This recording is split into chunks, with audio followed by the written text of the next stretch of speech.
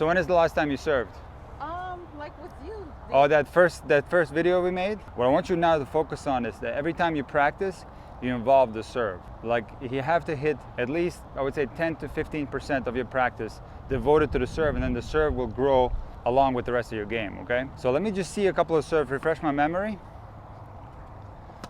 That's not bad actually, it's not bad at all. Start with the racket in front and shift your weight onto the front foot. And you can put the ball against your strings or against the racket throat like this. So I want you to start the serve like this every time, okay? And then I go back on the All right, so now the next step is you're gonna separate the toss arm from the racket arm. And here's how you're gonna do it. So you're going to separate the toss arm from the racket arm by going back with the racket arm first. So you're not gonna toss right away, but you're gonna go back with the racket arm first, and then you're gonna toss. Okay.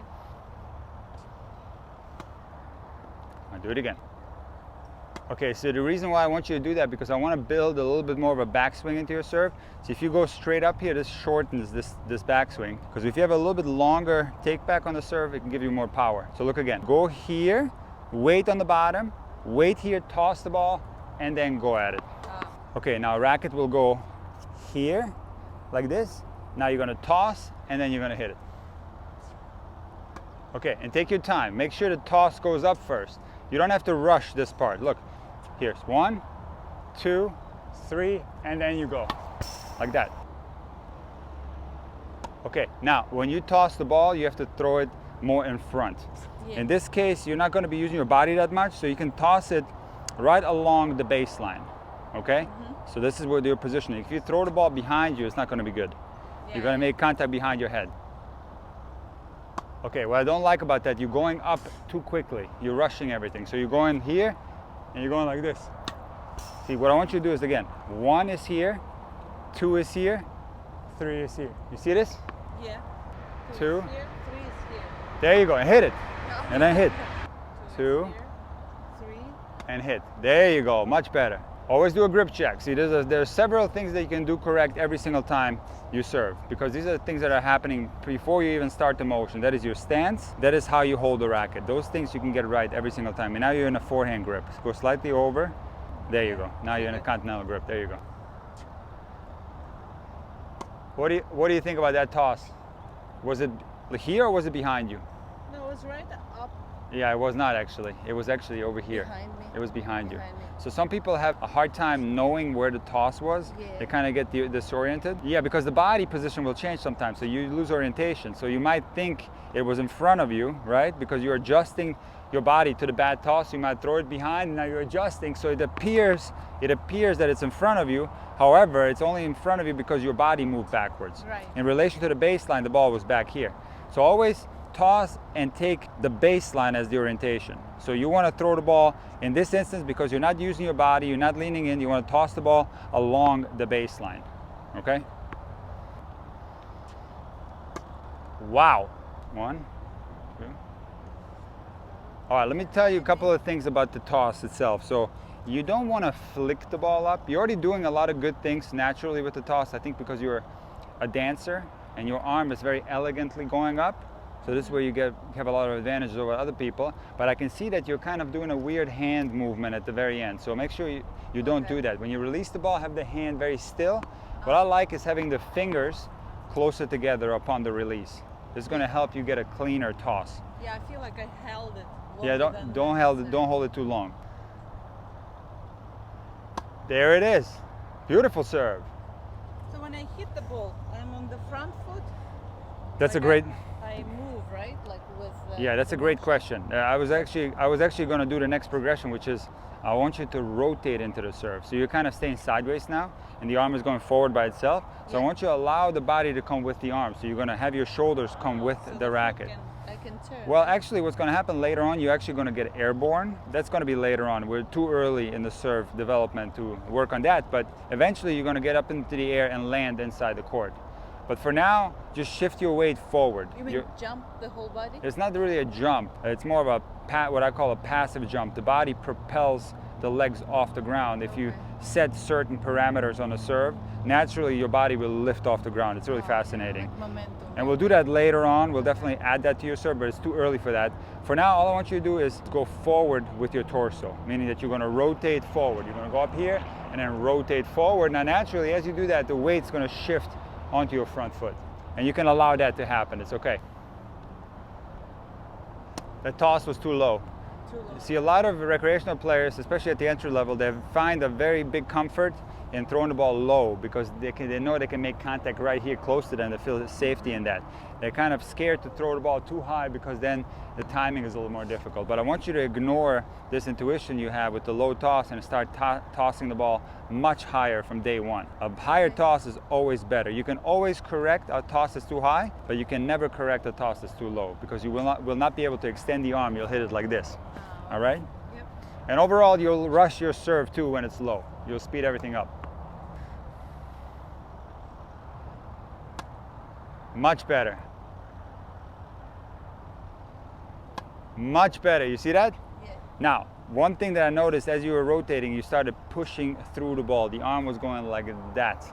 And that's not a good thing because you'll hit a lot of balls long if you hit them hard. So I want you to focus on getting your hand towards your left pocket. Imagine if you had a left pocket, that's your right pocket. Oh, yeah. Left pocket. So your hand needs to go towards your left pocket right here. And that's going to guarantee you that you have more of a downward swing. One thing I want you to remember is that when you release the ball, not to drop the toss arm so fast. So you sometimes do this. Look, you release and then you drop it right away. So this has a bad effect on your biomechanics on the serve. What's going to happen is if you keep the toss arm up after you release the ball, it's going to put your body in a tilt. And this tilt is going to be reversed when you accelerate, which is called the cartwheeling effect. So look, if I stay up with my toss arm after the release, you see how my shoulders are tilted? And now when I accelerate, this tilt is going to reverse and I'm going to be like this. This Like is the leverage. Yeah, it's the cartwheeling movement. Okay. If you drop the toss arm super fast, look, if you go up here and then you drop, look, my shoulders are level and I don't get this tilt that I need. So make sure that you don't drop too fast. It actually helps you here too. It helps, of course. So once you release it, keep that toss arm up a little bit longer. Okay, now something happens every time I give a player this tip to keep the toss arm longer, right away the toss starts going behind. This is very, very common, right? I say keep it up longer and all of a sudden they're throwing it like way behind them. So you have to figure out a way to release it at the proper point and then continue going up, which is tricky. But look, watch me. You see how I continue going up after I released it and the ball still went in front? Hit it. Oh, that was so good! But you didn't go after it, you waited too long. I think it was up front. You know, it's not a bad thing. Actually, this is what I want you to do eventually, is throw the ball in front and you're going to start using your entire body to hit the serve. So if it does go in front, still hit it. That's actually a really good thing. I'm just making you throw it right here because we're not using the body fully yet. We're just kind of stationary and serving. Okay. But eventually you're going to have to throw it in front, okay? Okay. Oh, yes. Wow, what a serve. I feel like I just don't overthink things. No, But no, when no. I start thinking that tight. Don't overthink. This is why even when I'm building your serve now, it's like step by step. I don't want to throw everything at you. We're building it step by step so your body can remember it. Otherwise you get information overload, and especially in the case of the serve, because it's so complex. There's so many moving parts. There's so many different things happening. You're using both hands. It's very easy to have too many things in your head. So we're going to keep it simple, okay? We're going to go step by step. The thing is, like, you're teaching me step by step. I learned from the big concept smaller. So That's might be interesting. not a good approach to. It's really not good for me. But that's the only way to learn a serve. If I start teaching you like professional grade serve right off the bat, it's going to be a disaster. We have to build. Show me a few. I wanna Okay, see. Just sure. like I'll my show brain. you. I'll show you a serve. Yeah. But when it comes to like building the serve, you got to trust me that I'm giving you the right information because. Oh, I believe you. Okay, one more. No problem. We change. No problem. I'll show you as many as you want. Okay, one more. I need to see where it lands. I'm just looking at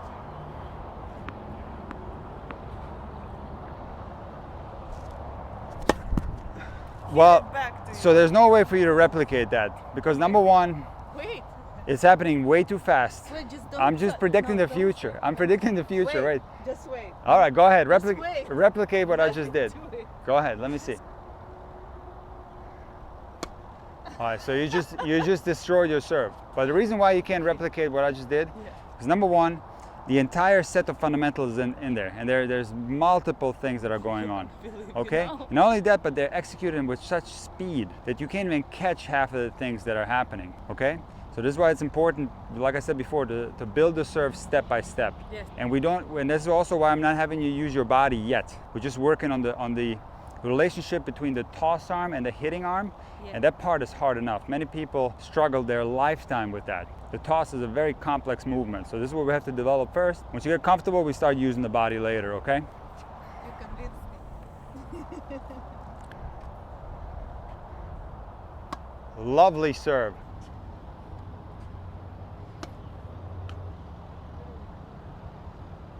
Ah.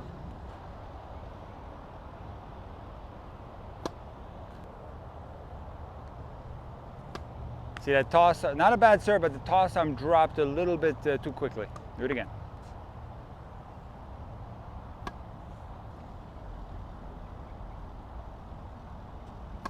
Better, and you're finished by the pocket, and you know what that was? That's considered an ace, ACE. So if you hit a serve super hard and you hit it very close to the lines, the opponent can't touch it. That's called an ace. Oh, perfect.